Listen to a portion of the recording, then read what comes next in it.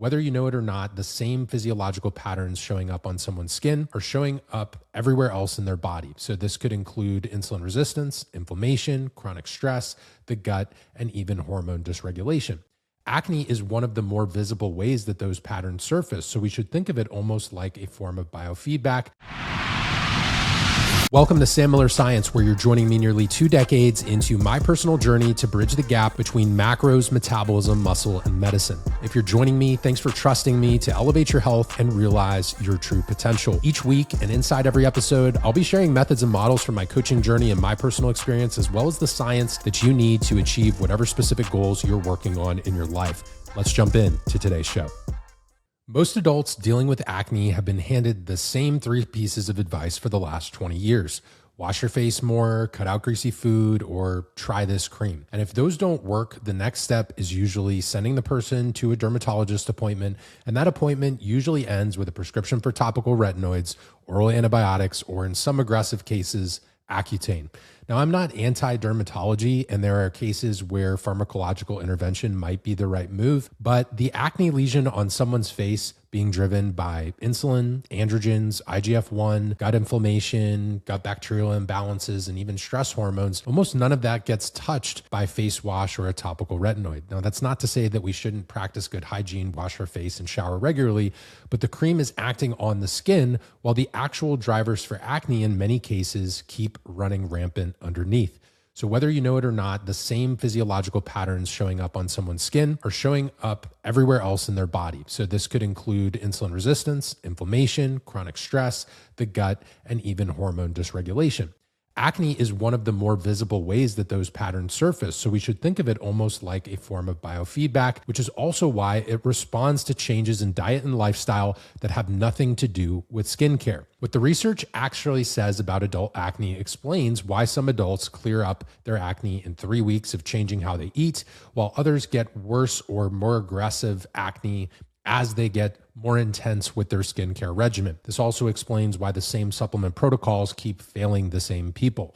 So if you're a health coach, this episode is mostly aimed at you, but if you're an adult dealing with acne yourself, the same framework applies for self-healers and health enthusiasts. Acne is often framed as a teenage problem, something that happens during puberty, but the data doesn't really support that framing. A significant portion of adults deal with acne vulgaris, especially women in their 20s, 30s, and 40s, and it's showing up more in Western industrialized populations than it tends to in rural or non-industrialized ones. There's a study that Cordain published in 2002 that looked at 2 non-Western populations, basically islanders of Papua New Guinea, and then the Achi hunter-gatherers in Paraguay. About 1,300 subjects in total in this observational study and 0 cases of acne. You can't take a study like that and conclude that diet alone is the answer, because there are genetic differences and environmental differences and lifestyle differences between those populations and ours. But what you can say is that the Western diet, or standard American diet, with refined and processed foods and maybe higher glycemic loads, or foods that may induce insulin resistance, and foods in lower fiber and micronutrient status, consistently contribute to acne. And it's very hard to dismiss that, even if it's more correlational and not causal. In most cases of adult acne, the primary driver is chronically elevated insulin, which is called hyperinsulinemia. A lot of downstream physiology runs off of that single variable. Chronically elevated insulin can raise androgens, meaning testosterone and dihydrotestosterone. It's especially prevalent that it pushes that pathway towards DHT. And at the same time, it lowers sex hormone binding globulin, which is a protein that keeps those androgens bound up and less active, or acting on the androgen receptor. So you end up with more androgens around, and more of them are biologically available to do something. DHT is more potent than testosterone at the level of the androgen receptor, and those receptors live in the sebaceous glands of the skin. And so when they get activated, sebum production goes up. Chronically elevated insulin also pushes insulin-like growth factor, or IGF-1, and that drives the proliferation of the skin cells that basically line the hair follicle. It then suppresses the normal turnover of those cells, so they stick around longer than they should, and independently increases sebum production. And IGF-1 and androgens reinforce each other. So androgens drive up IGF-1, IGF-1 amplifies androgen signaling, and you've got a feedback loop with more sebum and more skin cells clogging the follicle. The bacteria that lives on the skin in normal amounts, which is Propionobacterium acnes, ends up with an environment that it loves. It overgrows, the immune system responds, and then you get inflammation and a lesion on the skin. When it comes to nutrition, dairy is where most people get this wrong in both directions. Either they hear something like dairy causes acne and they panic, or they hear the research is mixed and so they dismiss it entirely. Now, milk and dairy products contain a cow version of IGF-1 that's structurally identical to human IGF-1, and they also stimulate your body's production of IGF-1 disproportionately to the amount of carbohydrate you're consuming, even if that dairy is slightly lower in carbohydrate. So dairy is feeding directly into the same pathway that we just walked through earlier in the episode. Milk also contains placenta-derived progesterone and precursors of DHT, specifically 5-alpha pregnadione and 5-alpha androstenedione. These compounds get converted to DHT by enzymes that exist in the skin itself, which means the follicle is doing the chemistry and the acne-driving androgen is being delivered in a precursor form, typically by a glass of milk or similar dairy. What's interesting is that the studies have consistently shown skim and low-fat dairy to be worse for acne than whole, less processed dairy. A group of researchers ran a 3-year prospective study on more than 6,000 girls and found a positive correlation between milk consumption and acne. They followed up with 4,000 boys and found a positive correlation between skim milk and acne, but not necessarily whole milk.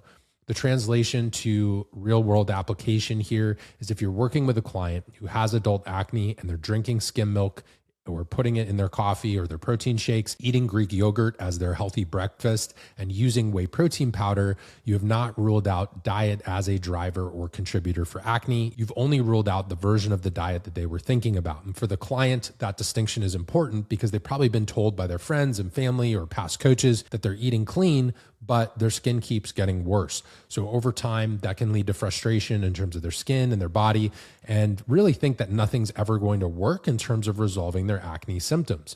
So one of the more useful things that you can do with a client in this situation, or if you are doing this for your personal health, is just do a simple 2 to 4 week dairy experiment. You're not necessarily saying that dairy is bad or that you need to cut it out forever, but we need to figure out whether dairy is part of what's going on for the specific person. So if you pull it out for 4 weeks, see what happens in terms of your skin health by removing that food, if it lessens irritation, inflammation, and we may have some clues as to how to proceed. Now, there's also a real connection between gut dysbiosis and skin inflammation, and the mechanisms are well documented. Poor diet, chronic stress, and a history of antibiotic use all alter the gut microbiome. An altered microbiome produces more endotoxin, which drives more systemic inflammation and changes how the immune system behaves at the skin level. And the skin microbiome itself shifts response. So working on the gut microbiome as a way to improve skin health and lessen inflammation is legitimate. But what's not legitimate and a little bit sketchy is when you see coaches and health professionals putting clients on the same exact gut protocol or the same supplement stack, everyone on the same elimination diet or restrictive plan, regardless of how the client is presenting. What I mean by that is there's other biofeedback and other lab markers aside from just showing up with a pimple or concerns around acne. So that's something that I don't necessarily agree with. And when that approach fails, and it does fail pretty often, you've put someone on a very restrictive program that they didn't necessarily need. You've probably taken foods off of their plate that might have not been the issue. You could have made their relationship with food worse, led to some micronutrient deficiencies, and the acne is still there. So months later, the client is probably more anxious about food than they were before they hired this particular health coach, and they still don't actually know what's driving the problem when it comes to their skin. So if the person is presenting with bloating, bowel changes, or a history of antibiotics, then a gut intervention is completely reasonable. And even people who maybe don't have strong gut symptoms, it still may make sense to work on the gut. If they're presenting with markers consistent with insulin resistance, then that's where you should definitely start in terms of blood sugar regulation. The body is an integrated system, and the skin and the gut and hormones and insulin and stress are all talking to each other, but just because they're connected doesn't mean it's interchangeable. So we still need to attack what's going to make sense for this specific case. What also gets forgotten and something that is undervalued by a lot of health professionals is the skin has its own peripheral HPA axis, which means corticotropin releasing hormone, or CRH, is being produced in the skin itself. ACTH is being produced in the skin, and the receptors are there, and the whole circuit is local. So in skin with active acne, CRH expression is typically upregulated compared to normal skin. Stress isn't just an indirect contributor to acne through cortisol affecting some other system.